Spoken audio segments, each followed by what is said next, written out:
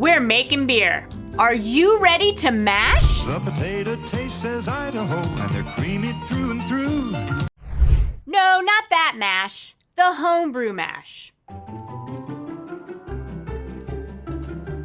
So a little bit more about the mash. What is it anyway? You could write dissertations on mashing, read a book on mashing, or you can keep it super simple. Mashing is obviously all about our brewing grains. And you steep these grains in warm liquid. That helps us extract sugar from the grains. It also gives us flavor and aroma and all of the things that these grains bring to our beer. Then our yeast eat the sugar from the grains, and we then get alcohol and CO2. It's as simple as that. To do our mash, we're using brew in a bag method. It's basically like making a large kettle of tea. Brew in a bag is very easy, affordable, and requires very little equipment. The entire mash process starts with a large mesh bag sitting right in your brew kettle. With the bag right around the rim, add some water and turn on the heat. Every recipe has a specific mash target temperature. Pro tip, consider heating your water up 10 to 12 degrees more. When you add the grains, they will lower the water temp. Now that our water is the target temperature, we're gonna shut off the heat and add the grains. Magic.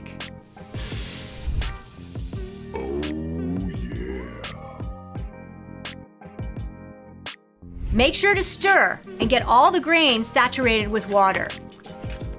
While I'm stirring, I'm checking the temperature.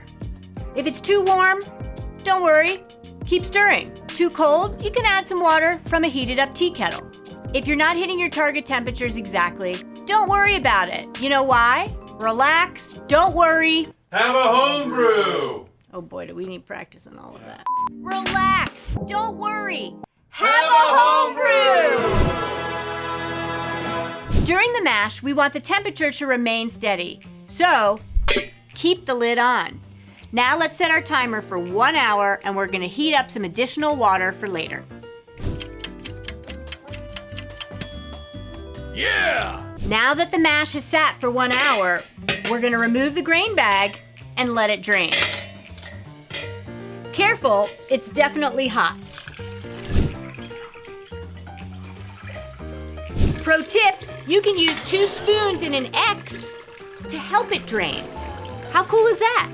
Now we're gonna take the water we heated up on the side and shower it over the drained grains for one final rinse. Boy, does it smell good in here. Then we're gonna discard these grains. They're great for composting, and my chickens frankly love them too. Voila! We did it.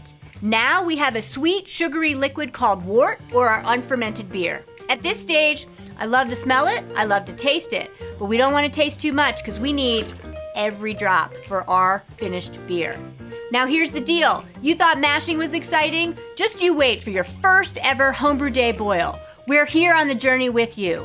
Remember, homebrewing makes life more delicious. Cheers!